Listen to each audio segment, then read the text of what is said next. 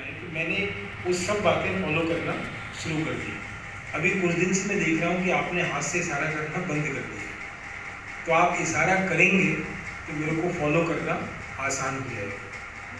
तो दादी के प्रति लोगों की श्रद्धा इतनी बड़ी थी कि दादी के हर एक एक्शन के प्रति सभी आत्माएं बहुत अवेयर थी।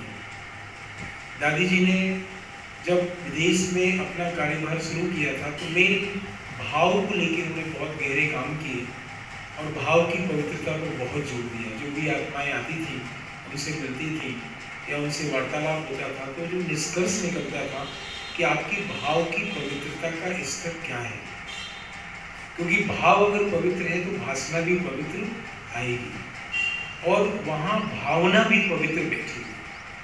और जब भावना पवित्र बैठेगी तो उस आत्मा के लिए सामने वाली आत्मा का जो संबोधन होगा, जो भाषा और शैली होगी, वो बहुत स्नेह प्यार भरी होगी। उसमें शुभ भावना और शुभ कामना के गुण समाये हुए होंगे।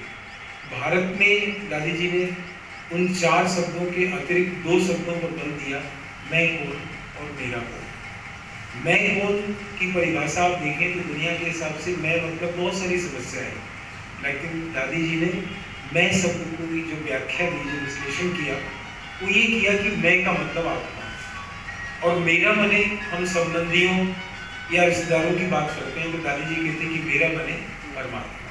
तो दुनिया के किसी भी ऋषि मुनि के द्वारा जो भी साहित्य लिखा गया उसमें ये बात बड़ी गहरी है और ये नहीं आई होगी कि मैं का मतलब आत्मा और मेरा का मतलब परमात्मा। ये 2 शब्दों से दादी ने एक चमत्कारिक सेवा पूरी दुनिया में किया और लोगों को बाध्य कर दिया कि एक नए चिंतन की ओर अपने आप को ले जाए। तो 4 शब्द वो जो भाव, भाषणा, भावना और भाषा में है और 2 शब्द मैं और मेरा कौन। इसके अलावा एक और बात आती है, जब विदेश से दादी जी यज्ञ का कारोबार संभालने के लिए माउंट आबू में आए तो उस समय विदेशी भाई बहनों ने कहा कि भले दादी जी आप विदेशों की इंचार्ज रही या पूरी दुनिया की रहेंगी, तो एक बार आप हिसाब किताब मांगो कि कितना धन यज्ञ में है।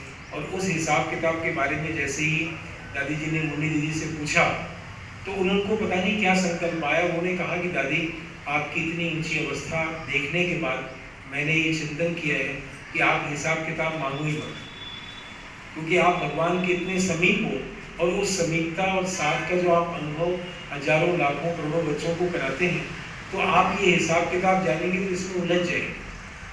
तो कोई दूसरा होता तो ये कहता है कि मैं बड़ी हूँ, मैं इस संस्था की मुखिया बनने जा रही हूँ, मैंने जो आदेश दिया उसका पालन आपको करना पड़ेगा। लेकिन उन्होंने मुन्नी दीदी को गले लगा लिया और कहा कि भले आप छोटे हो, लेकिन आज आपने ऐसी बात बताई कि मेरी इतनी ऊंची अवस्था को छोड़कर मैं धन के बारे में सोचूं या हिसाब किताब करूं, ये ठीक बात नहीं है। और उन्होंने उनको बधाई दी और धन्यवाद दिया कि जीवन के इस मोड़ पर पुरुषार्थ में और गति प्रदान करने के लिए आपको धन्यवाद। तो ऐसी ऊंची और दुर्लभ आत्मा के प्रति हम जितना कहें उतना कम है। और दादी जी का तो व्यक्तित्व, कृतित्व और उनका अस्तित्व, वो सब हम लोग केवल नाम ही उनका काफ़ी है। और जैसे ही आप स्मरण करेंगे तो गुणों और शक्तियों की लिस्ट आपके पास में आ जाएगी।